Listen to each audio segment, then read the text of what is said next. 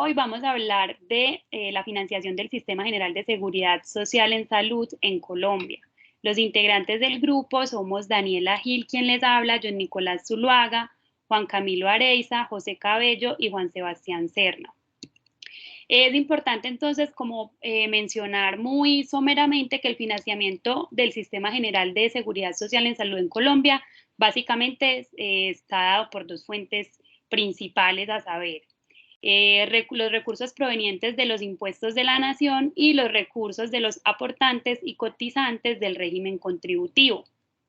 Y antes de empezar a hablar en sí de la financiación, debemos hablar de lo que es el ADRES, que es la administradora de los recursos del Sistema General de Seguridad Social en Salud en Colombia, y es ese organismo encargado de garantizar el adecuado flujo de los recursos del sistema e implementar los respectivos controles.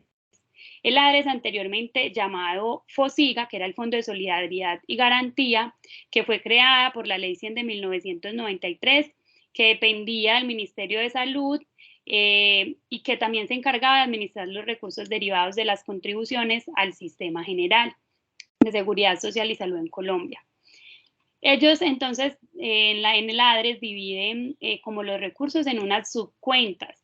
Está la subcuenta de compensación interna del régimen contributivo, la subcuenta de solidaridad del régimen de subsidios en salud, la subcuenta de promoción de la salud, subcuenta de seguro de riesgos catastróficos y accidentes de tránsito y la subcuenta de garantías para la salud. Ya vamos a hablar entonces de cada una de estas subcuentas, de sus usos, de dónde provienen los recursos de estas y para qué se utiliza en sí cada subcuenta. La subcuenta de compensación es encargada pues de permitir el proceso de compensación interna entre las EPS y las EOC, que son las entidades obligadas a compensar. Esto con el fin de reconocer a estas entidades la unidad de pago por capitación al que tienen derecho para financiar la prestación del servicio de salud a todos los afiliados que hacen parte del régimen contributivo, con sujeción a lo contenido en el PBS, anteriormente llamado POS, y las prestaciones económicas a las que hubiere lugar de acuerdo a lo que se dispone en la ley y los reglamentos. Las fuentes de los recursos que van pues para esta subcuenta provienen del recaudo de cotización que se destinan a la subcuenta de compensación, de las transferencias de la subcuenta de solidaridad del régimen de subsidio en salud y otros rendimientos financieros de las otras subcuentas del ADRES, que se destinan para financiar las UPC del régimen especial de las madres comunitarias. También provienen de los rendimientos financieros de la subcuenta de compensación interna del régimen contributivo, de los rendimientos financieros generados por las cuentas autorizadas a las EPS y EOC para el recaudo de cotizaciones, de los intereses de mora por pago de las cotizaciones que se generan en forma extemporánea. También provienen entonces recursos del pago que realizan los cotizantes dependientes y de los excedentes financieros que quedan de la subcuenta de compensación que se genera en cada vigencia. Además de los demás recursos que de acuerdo con las disposiciones vigentes correspondan al régimen contributivo. Todos los recursos de esta subcuenta se usan para el pago de las unidades de pago por capitación, prestaciones económicas y demás gastos autorizados por la ley. Hasta el 5% del excedente que quede en esta subcuenta y que se genera mensualmente se destina para una reserva de la subcuenta para futuras contingencias relacionadas con el pago de UPC o licencias de maternidad, paternidad del régimen contributivo. Y los otros conceptos de esta subcuenta, tales como el apoyo técnico, auditoría, remuneración fiduciaria, pago de recobros por prestaciones no incluidas en el POS, que se van a efectuar sin que se afecte la reserva debido a que hay como un superávit en la subcuenta.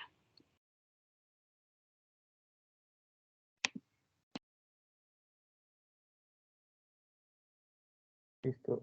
Seguimos con lo que serían las cuentas de solidaridad que están fundamentadas en el artículo 221 de la Ley 100 de 1993.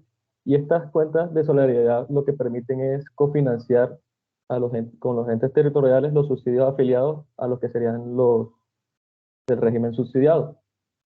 Y siendo estos en la mayoría colombianos que están en situación de pobreza y en situación de vulnerabilidad.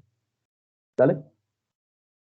Entonces, ¿de dónde saca esta cuenta de solidaridad pues, sus fuentes? Entonces, la primera es que hasta el 1.5 de la cotización del régimen contributivo se va a los regímenes, pues estos regímenes especiales y de excepción, también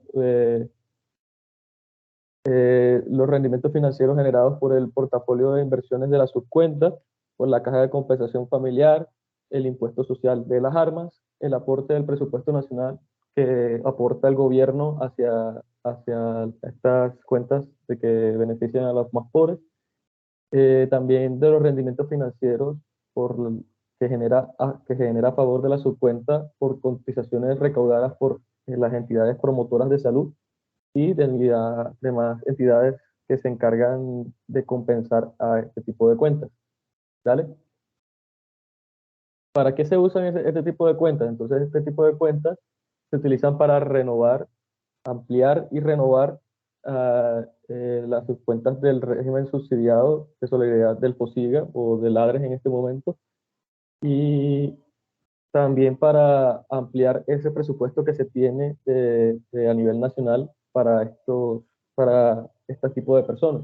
También para el subsidio de demandas contra el régimen subsidiado y los fondos especiales, subsidio de prevención y sanación a las formas de violencia y discriminación contra las mujeres, también el apoyo contra otros eventos y fallos de tutela.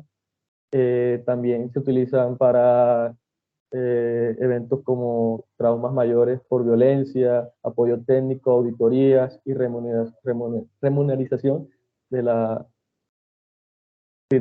fiduciaria. Dale. Entonces, ¿cómo se hacen los cálculos de esta subcuenta de solidaridad? Entonces, primero, lo que hay que tener en cuenta es que nos va a llegar un 1.5% de lo que las personas que trabajan, los contribuyentes, para subcuenta. Y también nos va a llegar un 1% de lo que vayan a ganar o que lo que generen los pensionados del país. Esto se va a ir a la subcuenta de compensación y por último va a llegar a lo que sería la subcuenta de solidaridad. ¿Vale? Entonces, en la subcuenta de solidaridad, para asignarlo, lo que se hacía antes era que las entidades territoriales tenían que firmar contratos con las EPS para poder administrar todos esos recursos que llegaban del régimen subsidiado. Ahora lo que hace es que se da un giro directo, o sea, la nación le gira directamente a la IPS que lo necesite, a la IPS que esté generando el servicio, y así no hay como segundos, no hay que firmar un contrato, sino que es la nación en la que se responsabiliza y de una vez hace el giro con la IPS como tal. Entonces, eh, el Ministerio de Salud lo que hace es que genera o sea, hace una liquidación mensual y ese dinero, pues, como que depende del número de inscritos, de subsidiados inscritos en lo que sería la EPS. Eso es una base de datos que tiene la EPS de acuerdo a sus pacientes. Entonces ella le envía ese listado al Ministerio de Salud y el Ministerio de Salud lo que hace, listo, tienes tantos pacientes inscritos en tu EPS, pues te mando este dinero y esto se hace siempre en cada mes. Cada mes se hace y tienen al menos 3 días hábiles para efectuar el giro, para mandarle la plata a la EPS para que pueda realizar sus actividades y pueda eh, pues, contribuirle a estos, ¿cómo se llama eso? A los subsidiados. Listo.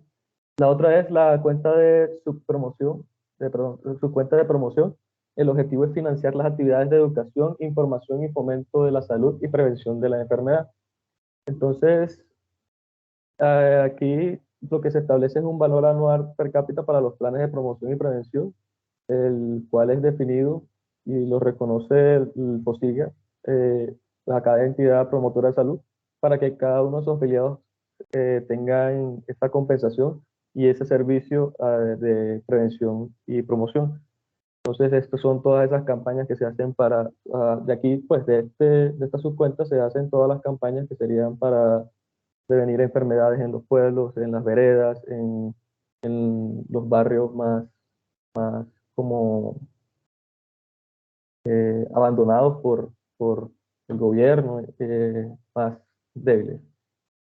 Listo, las fuentes de estas subcuentas son el porcentaje de la cotización, los recursos que asigne el ministerio para promoción y prevención, y los rendimientos financieros que se sacan del portafolio de inversiones de la subcuenta y el impuesto a las municiones y explosivos que se le da a cada persona perteneciente al territorio colombiano. Y la subcuenta tiene una fuente, entonces la fuente es para pagar actividades que realicen la promoción y prevención de cada EPS, que también para aquellas situaciones en donde haya violencia y promoción pacífica de la convivencia en el hogar, también tienen fuentes para el déficit de proceso de compensación de POSIGA, programas nacionales de promoción y prevención y sanción y de formas de violencia contra la mujer, régimen especial de las madres y el déficit de madres comunitarias y rendimiento financiero. La base del cálculo, entonces, el valor de ingreso de cotización correspondiente se aplicará al porcentaje de destino de financiación de la subcuenta de promoción de salud. A este valor se deducirá por el valor per cápita reconocido de las actividades de promoción y prevención. Y los recursos se apropiarán de las cuentas de recaudo para luego esperar la actualización del POSIGA. Y los recursos se determinarán a favor de lo que serían las EPS y serán luegamente asignados en un plazo para poder generar la compensación y después de ser transferidos a la subcuenta podrán ser distribuidos para la comunidad. Dale. Listo, entonces aquí viene la subcuenta ECAT. Entonces la subcuenta ECAT está basada en la Ley 100 de 1993. Esta se estableció para que se diera el cobro de la atención de los gastos médicos y quirúrgicos por indemnización muerte, gastos funerarios, transportes por accidente de tránsito, eventos catastróficos naturales, terremotos, tsunamis y o atentados terroristas. Entonces el gobierno aquí lo que hace es destinar a esta subcuenta para la atención a la población de todas esas personas que en su mayoría y en ese tiempo donde se estableció esa subcuenta eran personas que tenían desplazamientos forzados y que no tenían la capacidad de pago para poder solventar las necesidades de salud. Y entonces lo que hacían las entidades territoriales es que le daban ese recurso y de ahí pues se le financiaba la salud, por decirlo así. Entonces, las fuentes del ECAT, pásalo atrás. Las cuentas del ECAT, entonces, son los usos que tienen es que por uno paga lo que serían los servicios de salud, indemnizaciones, gastos a todas esas víctimas de accidentes de tránsito, de desplazamiento, de eventos catastróficos, de terremotos, de tsunami, todas esas víctimas se les van a dar un subsidio y ese subsidio está en la cuenta de CAT. Y la base del cálculo está a partir de lo que sería la indemnización que se reciba de ahí y pasa a lo que sería la subcuenta y la subcuenta pasa a la víctima pues, de estos eventos tan malos, por decirlo así.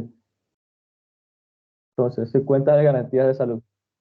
La subcuenta de garantía de salud está amparada en el artículo 41 del decreto 4107 del 2011 y lo que procura es que las instituciones del sector salud tengan los medios necesarios para poder prestar los servicios de salud y servir como un instrumento fundamental para que se den las garantías de acceso al crédito y de otras formas de financiamiento. ¿Vale?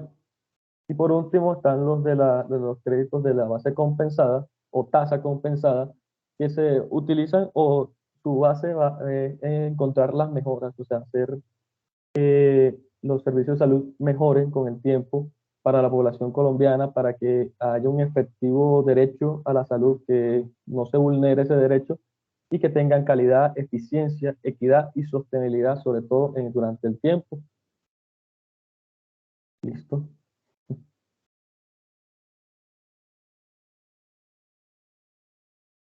Listo, bueno.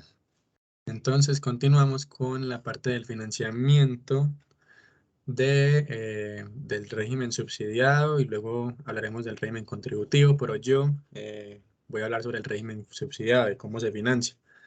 Entonces, para recordar que Colombia es un país en el que el sistema de salud se reformó a finales del siglo pasado, en la década de los 90, en el que se modificó para que se convirtiera en un sistema general de seguridad social en salud. Eso quiere decir que al ser un sistema general de seguridad social, su objetivo principal es expandir la protección financiera de las familias mediante el aseguramiento masivo. O sea, el objetivo principal de este sistema de aseguramiento es que la mayoría de personas, el máximo de personas posibles, se puedan afiliar al sistema, ¿cierto? Entonces, como se ve ahí en la gráfica, que aunque se ve un poquito pequeñita, en la gráfica de la izquierda, se ve como el aseguramiento en el país ha cambiado notoriamente desde que el sistema tiene esta metodología, ya que, como bien sabemos, se divide en un régimen contributivo, un régimen subsidiado, y eso ha permitido que haya una muy amplia cobertura y un gran número de personas esté afiliado. En el 2022 hay cerca del 100%, como el 98% de personas que están afiliadas. Esto es importante sobre todo porque al principio quizá el aseguramiento era muy amplio, pero era un sistema que se centraba mucho en atender eventos, es decir, en atender enfermedad, pero no tanto en impactar sobre otros aspectos que influyen en la salud, como el estilo de vida, la prevención, la promoción de la salud. Entonces eso ha venido cambiando y ya el sistema, aunque sigue habiendo un amplio número de personas aseguradas, también se centra en que no solo sea un sistema que quiere asegurar mucha gente, sino que quiere, además de asegurar a toda esa gente, ofrecerles una atención en salud integral. La cuestión es entonces que un 47% de toda la población hace parte del régimen subsidiado, o sea, la mitad. Entonces, uno podría preguntarse de dónde sale el dinero para un 47%, sabiendo que tanta gente está afiliada, o sea, casi el 100% del país está afiliado. Si somos 50 millones, podríamos decir que por ahí 20 millones están afiliados en el régimen subsidiado. ¿Cómo ofrecerles esa atención integral? ¿Cómo se financia? Entonces, ahora lo vamos a ver. Siguiente. Entonces, el régimen subsidiado, como bien sabemos, es vincularse al sistema de salud por medio de una cotización subsidiada, ¿cierto? Y las personas que entran al sistema por medio de este régimen son personas que no trabajan, precisamente porque no tienen cómo pagar, cómo pagar su aseguramiento. Entonces, así es como el requisito, uno de los requisitos para poder hacer parte de este régimen es no trabajar y también estar en el SISBEN 1 y 2. Son tres fuentes principales las que ayudan a financiar este régimen subsidiado. La primera es la subcuenta de solidaridad, que es, como ahorita habló José, pues una de las subcuentas del FOSIGA. La segunda es el Sistema General de Participaciones y la tercera son las rentas territoriales. Esas tres pues, cuentas o esas tres entidades son las que se encargan de financiar el régimen subsidiado, o sea, esa mitad del país que no trabaja y por ende hay que subsidiarles el aseguramiento en salud. Siguiente. Entonces, sobre la subcuenta de solidaridad no voy a profundizar porque José acabó de hablar sobre ella, Simplemente puedes tener muy en cuenta que esta subcuenta usa recursos del presupuesto nacional, también del régimen contributivo y también de las cajas de compensación, y esos recursos se utilizan en la financiación de la unidad de pago per cápita del régimen subsidiado y de unos subsidios a la demanda que ya vamos a ver un poquito mejor qué son. Siguiente. Eso en cuanto a la primera, las subcuentas de solidaridad. La segunda entidad que ayuda a financiar el sistema, el régimen subsidiado, es el Sistema General de Participaciones. ¿Qué es esto? El Sistema General de Participaciones es una entidad que coge recursos del Estado, o sea, de Colombia, y las reparte en las diferentes entidades territoriales, o sea, las reparte a los diferentes departamentos, municipios, distritos que hay en el país, para que cada entidad coja ese dinero y lo administre como cada gobierno local lo considere, pero ese dinero tiene que centrarse para salud, educación y para servicios públicos domiciliarios de agua potable y saneamiento básico. Entonces, cada entidad territorial, aquí está en el cuadro, cada entidad territorial, miren, recibe su dinero y de ese dinero que recibe, el 24.5% tiene que ser destinado a la salud, ¿cierto? Pero como que destinado a la salud, eso suena muy amplio, porque la salud, pues de por sí definirla ya es difícil. Entonces, ¿en qué se destina ese 24.5%? Siguiente. Aquí vemos que ese 24.5% que reciben las entidades territoriales desde el Estado, lo tienen que invertir en estas tres cosas. La primera es financiamiento o cofinanciación de subsidios a la demanda, que eso es tener, tener dinero para atender eventos en este régimen subsidiado. O sea, si este dinero se utiliza en caso de que una persona del régimen subsidiado requiera dicha atención, se da por medio de estos subsidios a la demanda que vienen del Sistema General de Participaciones. Lo segundo es la prestación de servicios de salud a la población pobre que no sea cubierta por estos subsidios a la demanda. Y lo tercero es en acciones de salud pública.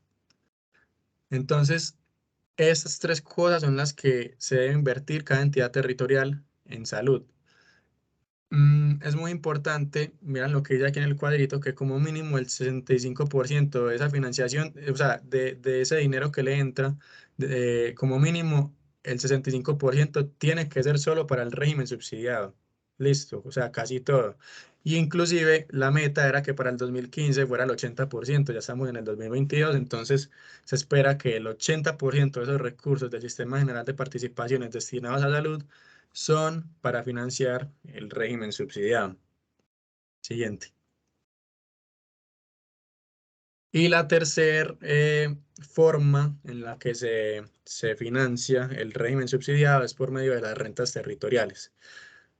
Entonces, ¿qué son esto de las rentas territoriales? Es básicamente, se cobran unos impuestos en algunas bebidas y en algunas actividades que realizan las personas, y esos impuestos van directamente a la financiación en salud de estas personas del régimen subsidiado. Entonces, ¿cómo así? Aquí vemos el primero, que es el impuesto de bebidas alcohólicas. Como podemos ver, el impuesto al consumo de bebidas alcohólicas, eh, hay un 6% que se invierte en salud, ¿cierto? Simplemente por impuesto al consumo. Y del IVA, el IVA de licores, el 100% va a la salud.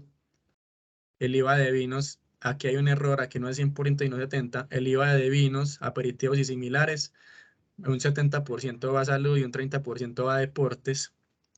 Y pues calcular eso es un poquito difícil y quizá no sea lo que nos competa, pero más o menos para uno hacerse una idea, para productos para pues, bebidas alcohólicas de 35 grados o menos, el impuesto es 256 pesos por cada grado.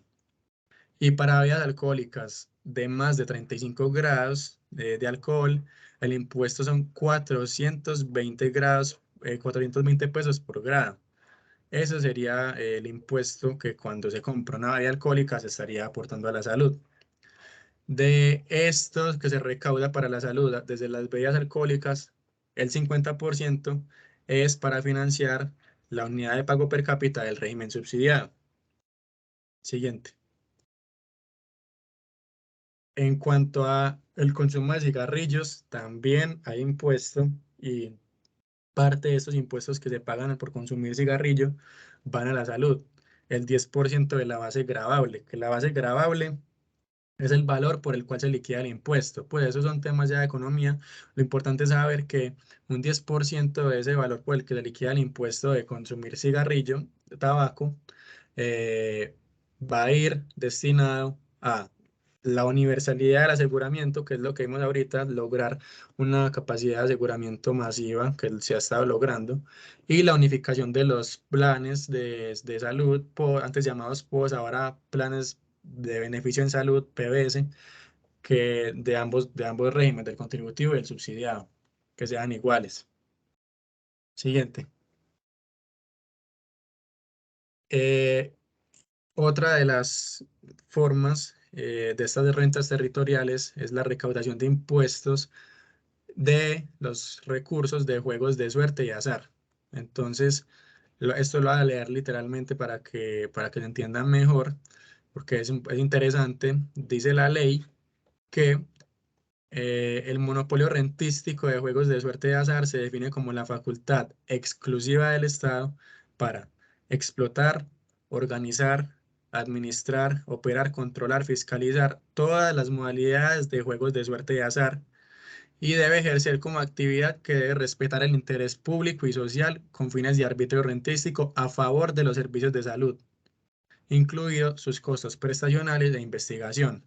O sea, ¿cómo así? Literalmente la ley dice que mm, el Estado tiene la potestad de explotar, o sea, de obtener provecho de esos recursos de los juegos de azar y cobrar impuestos para invertirlos en la prestación de servicios de salud y en la investigación en salud. Esto obviamente pues cuando son juegos de azar legales, que sean avalados, vigilados por Coljuegos, que es la entidad estatal que regula todo esto. Entonces aquí está el logo de Coljuegos que dice, jugar legal es apostar a la salud, porque eso es lo que hacen, le cobran impuestos por jugar esto, pero esos impuestos van a, a la salud, a la prestación de servicios de investigación en salud. Siguiente. Entonces aquí vemos un poquito, pues como resumido, como los diferentes tipos de juegos de azar, el Estado cobra un impuesto que va destinado a la salud. Entonces, por ejemplo, aquí las loterías, la renta es del 12% de los ingresos brutos de cada juego y los ganadores de premios de lotería tienen que pagar un impuesto del 17% sobre el valor nominal del premio. Listo. En cuanto a los chances, que es quizá de los juegos de azar más populares, los concesionarios de los juegos de apuestas, pues de chance, pagarán mensualmente a título de derecho de explotación el 12% de sus ingresos brutos y todo eso va con destino a la salud. Y aquí también los eventos hípicos, que son apuestas de carreras, también hay una parte que va para la salud. Siguiente. Entonces, aquí ya pues como para finalizar, el mensaje es que el régimen subsidiado, o sea que hay una gran cantidad de personas en Colombia que hacen parte del régimen subsidiado y por ende el país tiene que ingeniarse una manera para poder financiar a todas estas personas, que una parte de esa ayuda es mediante el régimen contributivo, otra parte es por muchos impuestos que se cobran, como es el impuesto al licor, como es el impuesto a los juegos. Entonces, esa sería como la conclusión. Aquí está el resumen de cómo cada impuesto, lo que se saca y lo que va dirigido hacia la salud y hacia el régimen subsidiado específicamente. Entonces, en conclusión, beber alcohol y tomar alcohol y consumir cigarrillos en parte es bueno. Pero no, mentiras, no. El mensaje es ese, que son muchas formas para poder recaudar. Y ya vamos a continuar con John, que va a hablar sobre cómo se financia el régimen contributivo. Buenas noches a todos. Yo les voy a hablar sobre el régimen contributivo. Entonces, primero, para conocer qué es, debemos de entender que esto fue definido a través del artículo 202 de la Ley 100 de 1990. Esto ya es viejito. Y fue modificado por la Ley 30, pues el 30 por la Ley 1607 de 2012. ¿Para qué es esto el régimen contributivo? Esto hace... Devuélvete, hombre. Esto hace la definición de normas que rigen la vinculación del individuo o sus familiares, entiéndase como cotizantes, al Sistema General de Seguridad Social en Salud. ¿Cómo es esto? Esto se hace a través de una vinculación que se hace a través de un pago. Esta es la palabra más a través del pago. Ahora, no es solamente familiares e individuos, pues realmente es cualquier persona natural que pueda hacer un pago a este régimen. Siguiente, por favor. Ahora, para entender más o menos cuáles son los porcentajes, esto es algo que se ha ido trabajando a través de año a año, pero que nos interesa es el actual que está vigente del 2016. Entonces, la ley 100 del 93, la 1222-7, determinó parte constitucional de seguridad social, la Comisión de Regulación de Salud 3 y Ministerio de Salud, ellos acordaron todos estos porcentajes. Ahora, ¿qué nos interesa? Como yo les el último que fue en la resolución 2593, ya les dije, ya viene en 2016, y entonces los cotizantes pago de 12.5% por el monto que diga. Ahora, todo este 12.5% es para cuentas que entonces, John, se está acordando mucho. John, se está cortando bastante. No puedo hacer nada al respecto. Si quiere, apague la cámara y a ver si mejora la conexión. Mejor. Sí, Mejor. Sí, mejor, ahora Bueno, sí. entonces, en la cuenta de compensación, bueno, entonces repitiendo rapidito, un porcentaje que es 12.5 se va a dividir en varias subcuentas. El mayor porcentaje va a ir a la subcuenta de compensación, que va a ser un 10.44%. Otro 0.34% se va a ir al reconocimiento de pagos e incapacidades por enfermedad general. Un 0.225 va a ir a la subcuenta de promoción y prevención. Y ese último porcentaje, que es el 1.5%, se va a ir a la famosa subcuenta de solidaridad. El siguiente, por favor. Ahora, otro concepto que debemos tener muy en cuenta es el UPC, o unidad per cápita, unidad de pago por capitación. Esta norma fue regulada a través del decreto 1896 de 1994 y fue derogado por el decreto 1283 de 1996 y el 113 de 1996.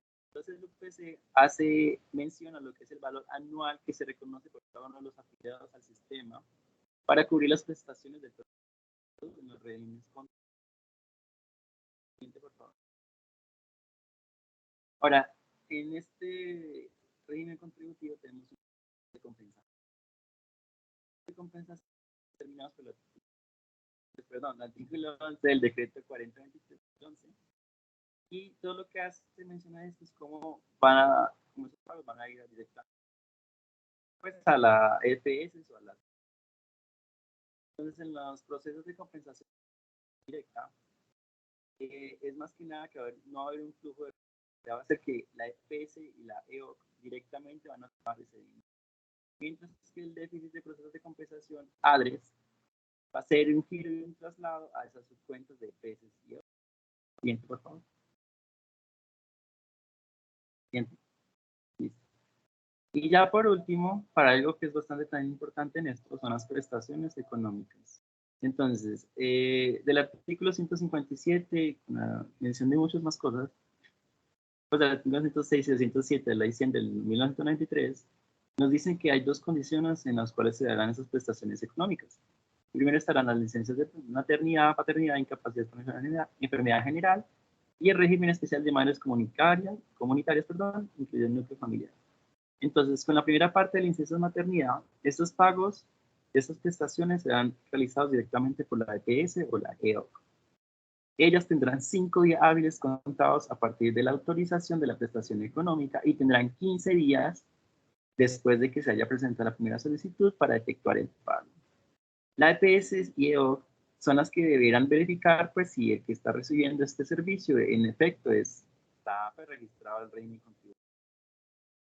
Y ya con respecto a las madres comunitarias, ellas deberán recibir una educación formal y ya recibirán un salario mínimo legal vigente. Y este pues dependerá según el programa en el que se encuentre. Esto ya será determinado según la entidad misma del programa de hogares. Asimismo, el Instituto Colombiano de Bienestar Familiar también reconoce la modalidad de hogares sustitutos, ya que estas madres también se... Por último, ellas solo cotizarán el 4%, no el 12.5%, 4%.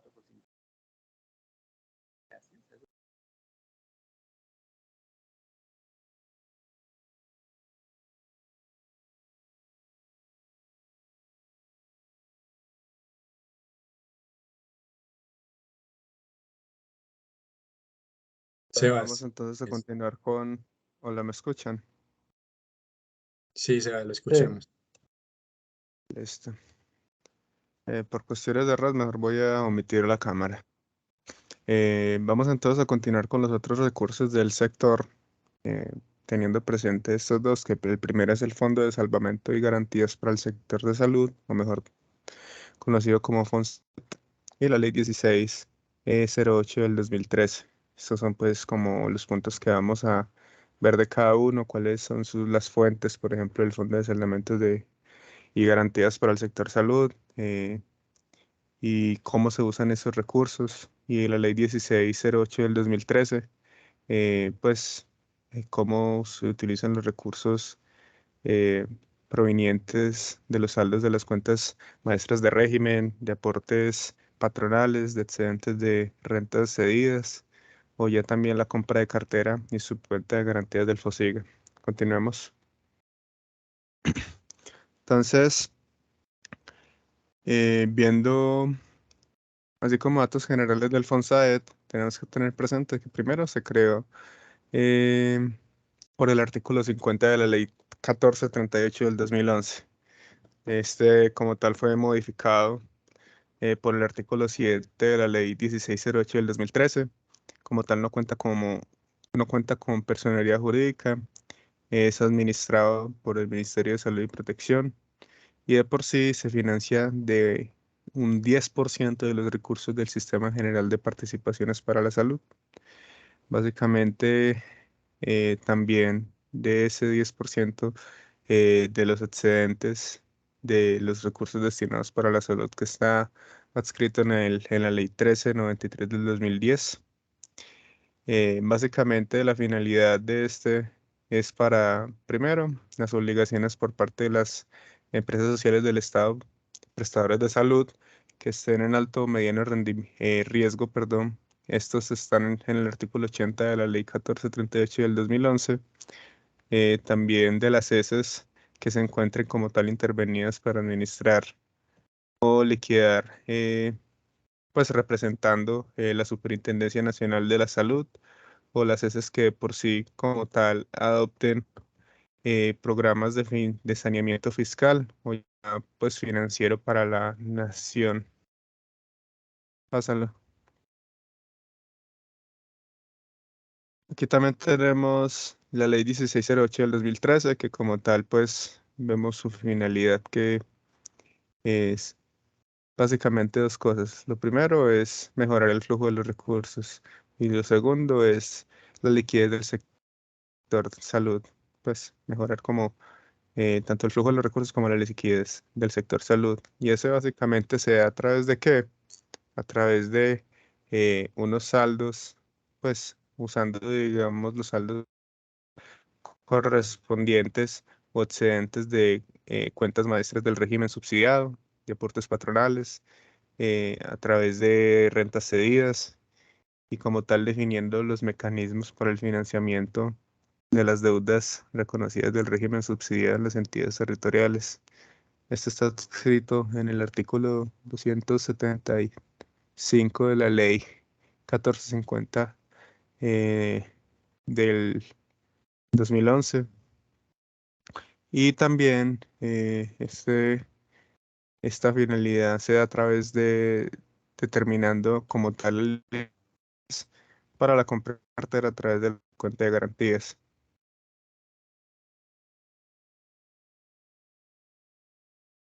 Ya, por ejemplo, ya el uso como tal de los recursos pues provenientes de los saldos de cuentas maestras del régimen subsidiado. Estos de por sí pueden utilizarse ¿para qué? Lo primero es para asumir como tal el esfuerzo propios y distritos y que ese esfuerzo pues básicamente pueda aportar en la cofinanciación del régimen de que estos recursos van a terminar yendo a las IPS. También se pueden usar para el pago de los servicios para la población pobre, como tal no asegurada, y el pago a los servicios no incluidos en el plan de beneficios de a cargo. Y estos básicamente son asumidos por las IPS públicas o privadas. Otra finalidad, pues por la cual se puede utilizar, es también para financiar como tal programas de saneamiento fiscal o ya digamos programas financieros de las empresas sociales del Estado, prestadores de servicios de salud en riesgo medio y alto, que básicamente terminan ofreciendo programas como el pago de acreencias laborales, reestructuración y saneamiento de pasivos, cartera, disposición de capital de trabajo, perdón, o el pago de cartera originada pues en cuentas de recuperación por servicios a la población no pobre no asegurada o incluso a servicios no incluidos de beneficios de difícil cobro. Tenemos otros más, dale, pásalo. También, por ejemplo, en la inversión, devuélvelo un momento. También en la inversión, pues para el mejoramiento eh, como tal de las infraestructuras y la dotación para las IPS. Y ya pues para financiar lo que son los municipios y distritos,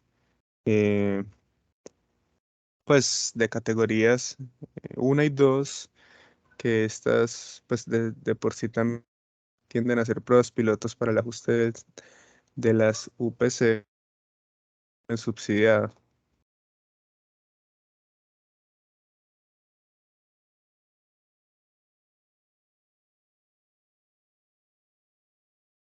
Listo.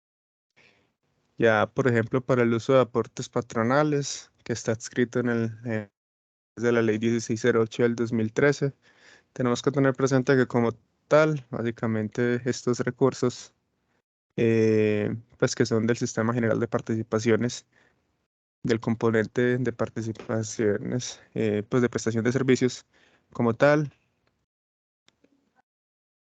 vemos que pues no cubre como tal subsidios a las demandas de aportes patronales.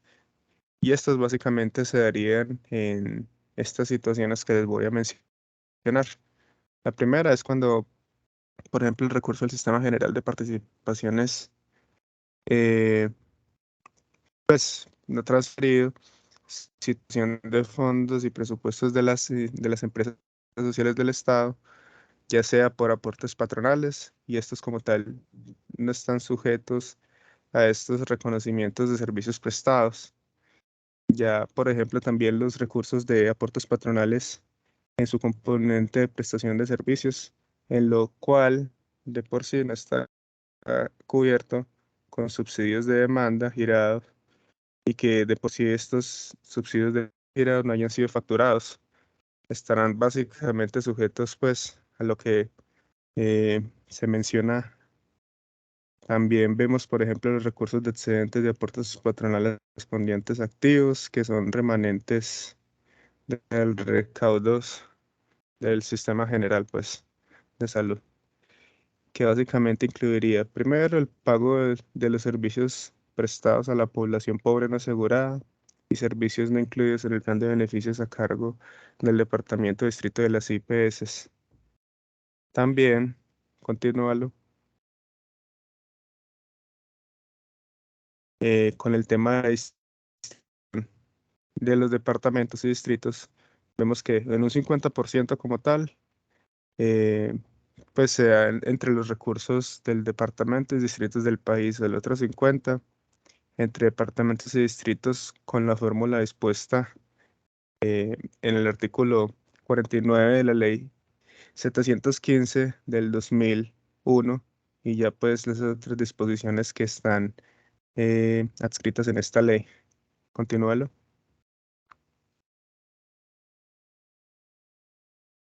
Y ya pues para finalizar vemos como tal el uso de los recursos de los excedentes de las rentas cedidas que básicamente se dan en los distritos y departamentos.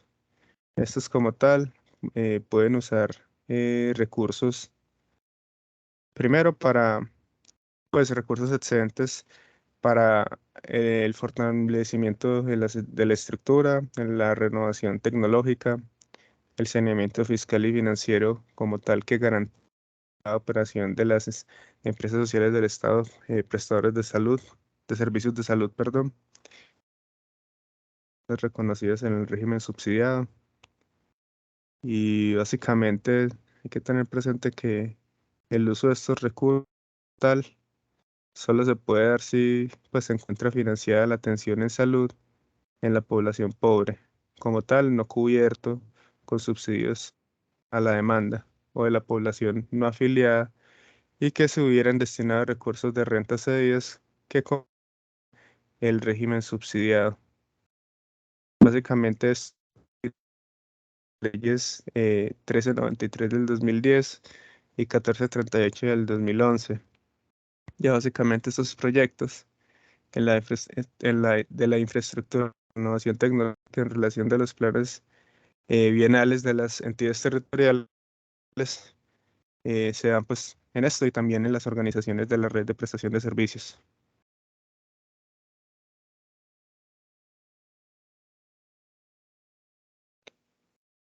Ya aquí para finalizar pues tenemos la compra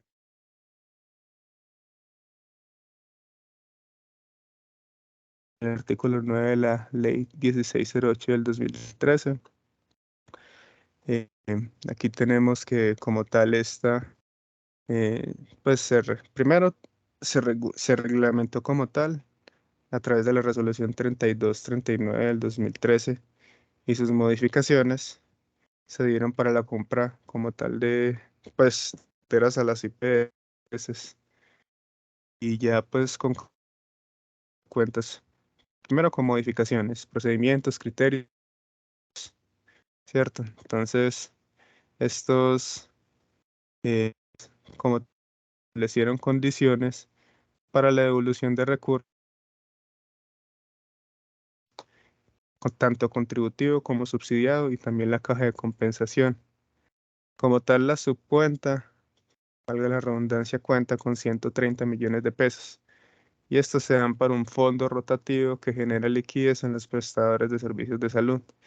Y ya las IP pueden, dentro de los primeros 10 días hábiles, pues de cada mes, básicamente, pues como reclamar para que estos recursos terminen siendo asignados de acuerdo con la disponibilidad de los mismos y las IPS públicas y las cuentas de mayor antigüedad.